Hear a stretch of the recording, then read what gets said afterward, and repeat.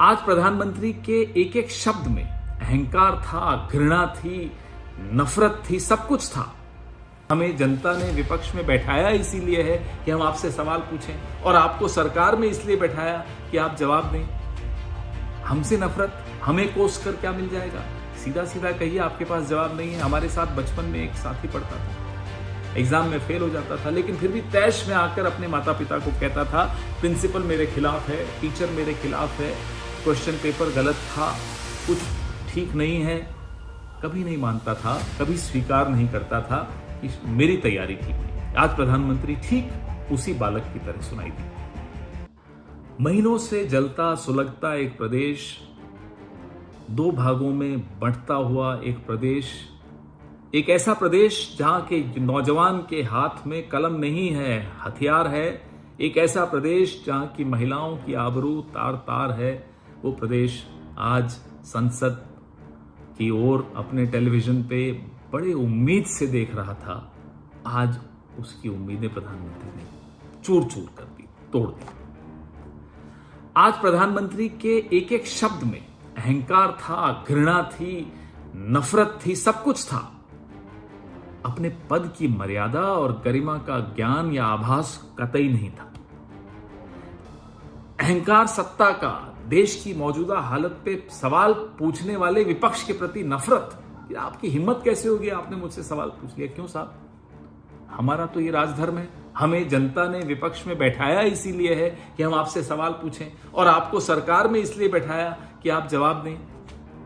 हमसे नफरत, हमें कोस कर क्या मिल जाएगा?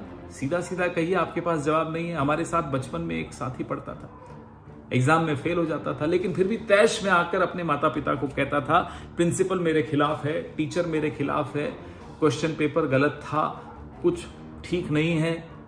कभी नहीं मानता था, कभी स्वीकार नहीं करता था कि मेरी तैयारी ठीक नहीं थी। आज प्रधानमंत्री ठीक उसी बालक की तरह सुनाई दी।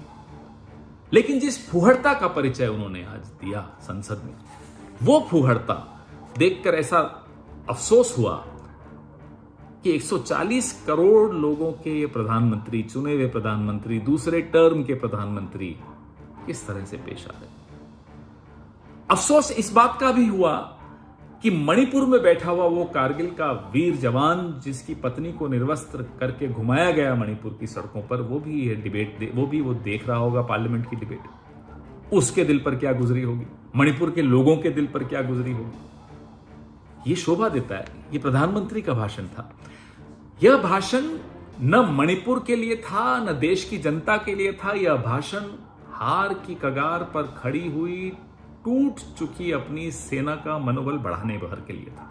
और अक्सर इतिहास में उदाहरण आपको मिलेंगे कि जब भी एक तानाशाह हार की कगार पे खड़ा होता है, वो ज्यादा आक्रामक दिखाई देता है। जब रशिया की आर्मी, सोवियत संघ की आर्मी बर्लिन में भीतर आ चुकी थी, तब भी हिटलर का प्रचार तंत्र रेडियो के माध्यम से जर्मनी की जनता को जोश दिला रहा था कि साहब हम युद्ध जीत चुके हैं।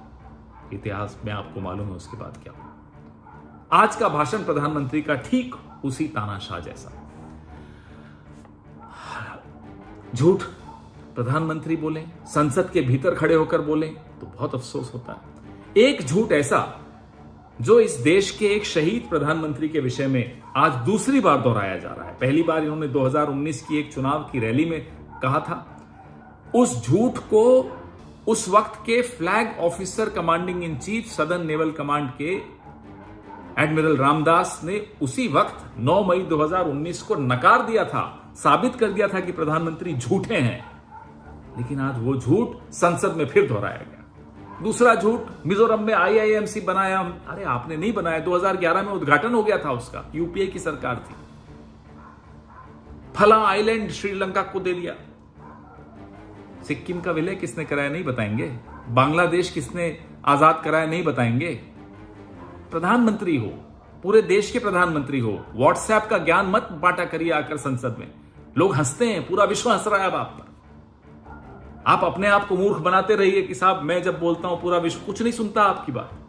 आपके अपने साथी आज सो रहे थे संसद में, यह स्थिति आ गई आपकी, क्योंकि वो भी आपकी हकीकत समझ गए हैं, जान गए हैं। उन्हें भी अपनी कॉन्स्टिट्यूएंसी में जाकर चेहरा देखना होता है, दिखाना होता है, वो भी परेशान है, क्या जवाब देंगे लोगों को जाकर। अपनी चिंता नहीं होगी आपको, फकीर हूं, झोला उठा के चलिए, उनकी तो चिंता कीजिए। और इस देश ने कोई पाप नहीं किया है, आपको 2 बार जिताया है। इस देश की किस्मत इतनी खराब नहीं हो सकती कि ऐसा प्रधानमंत्री मिले। भगवान से, ऊपर वाले से एक प्रार्थना है, इस देश को बचाइए इस तरह के प्रधानमंत्री से। कोई गलती हो गई हो हमसे तो क्षमा कर दीजिए, लेकिन ऐसा प्रधानमंत्री फिर मत दोहराइए।